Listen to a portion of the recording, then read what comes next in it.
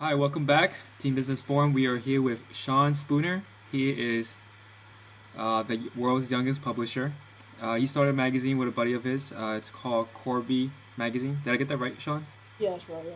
And they're up to a readership of 5,000 in the town of Corby. So, really want to find out what these guys are up to. And, Sean, welcome. You're right. All right, Sean. So, what's the big idea? Like, how did you guys get started?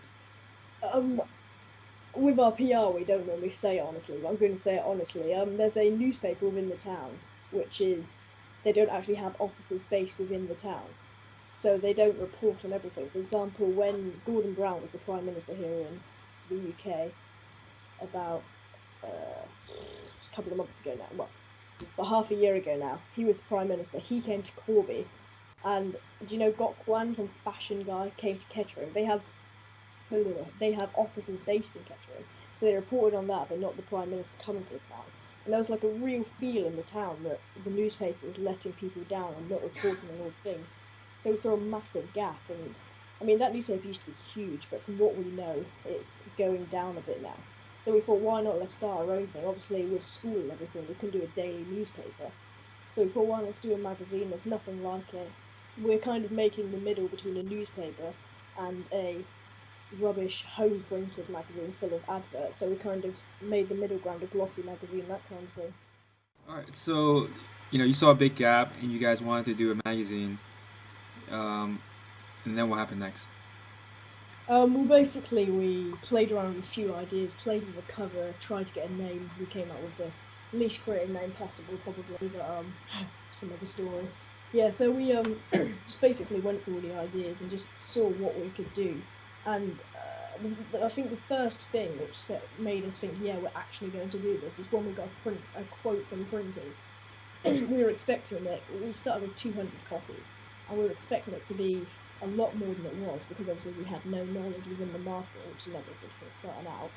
So yeah, when we got the quote from the printers and we saw the price, we thought, well, that's quite cheap. So we're going to be making enough profit each issue to build it up into eventually quite a big business.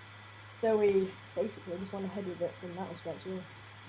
What was the quote that you guys got that was cheap enough for you guys to move forward? The first quote we got was £410, and that was kind of borderline yes or no. But then we got another one from a smaller company who specialises in digital printing for £300. So that kind of it gave us the drive to say, look, this thing can make profit, and there's a need out there for it. So we then pushed forward from there. And then after the printing quote, basically just sourcing the town. I mean, the first issue, some people are quite amazed with this. We managed to get the whole thing done within 2 weeks. That's getting the advertisers, that's the design, that's the editorial, production, the printing. We've got a website online, we've got the brand name, we've got the Facebook group, we've got the Twitter group, we've got a bit of PR. So it all went a bit crazy within them 2 weeks. We got the first issue out, and then basically it's grown from there.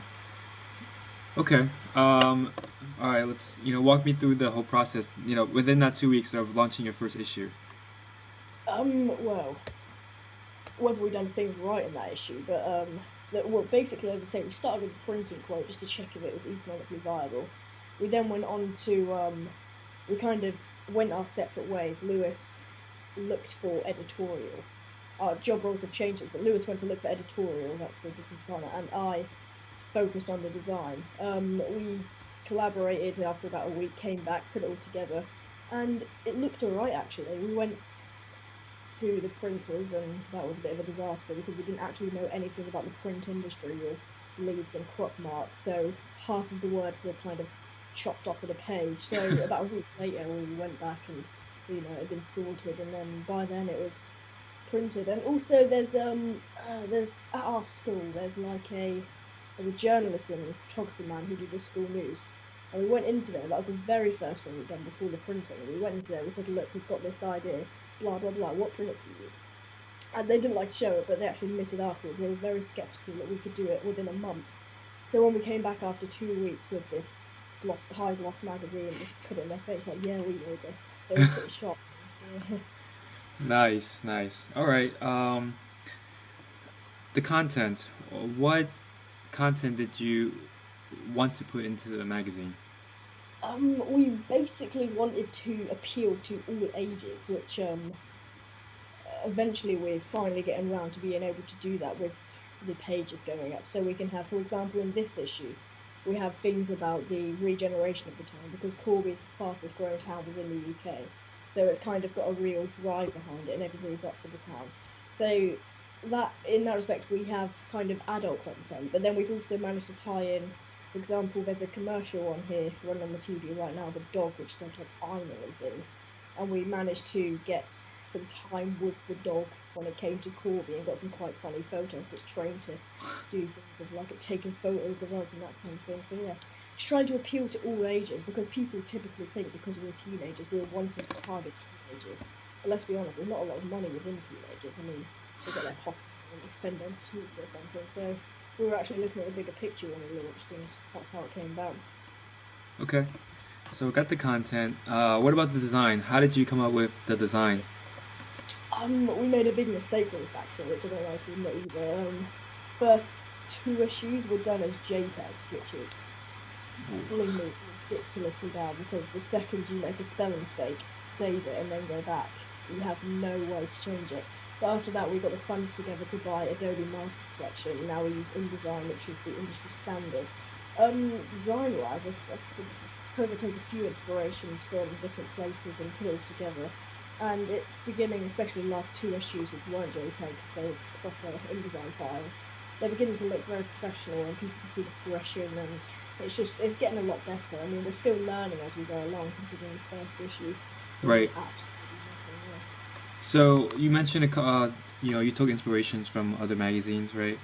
What were some of the ones that you took inspiration from? They're not too big, actually. I mean, I saw something in Teen Vogue. I mean, I don't actually read Teen Vogue, don't get me wrong.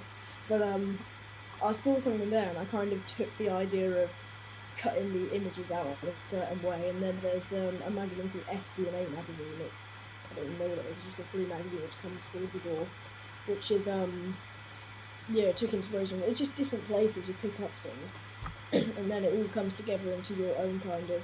We have our own style, but if we actually pointed out the comparison between us and another magazine which we've taken ideas from, you'd be able to see there's a kind of comparison, but it's not literally copying their design. Mm-hmm. Okay. Editorial design. Let's get to the fun part. Ad sales. How did that go? That's been varied, really, obviously because of the economy and things like that. But the first issue, our prices were just ridiculously cheap. We're going to a quarter page was something like £20, and whole page was 50. So the company was just jumping on that. Oh, really? But we actually went with that. We had a plan with that. We didn't have the aim to make money that issue, which sounds a bit odd. We had the aim to get businesses on board, and that's been quite successful. We have companies now who originally advertised spending near on £500 an issue with us now, because they got it at that point, and now we've seen the magazine progress, and obviously they're supporting young people. So the first issue, the ad sales were perfect. Second issue, that was a bit of a blur actually. I don't know how that went. We made a profit. I mean, we've made a profit every issue other than the first one we broke even. So I suppose they're going well, yeah, and especially the PR we've had recently, that's got us some national and even, I think, an international advertiser who's in a few countries. I think maybe clothes or something. I don't know much about them, but yeah. So it has been picking up, and also the economy, there's a real buzz that it's actually getting better for once. So companies are willing to put that money out there and spend it, and they can see that it's a one-of-a-kind product within Corby, so they're willing to do that advertising medium.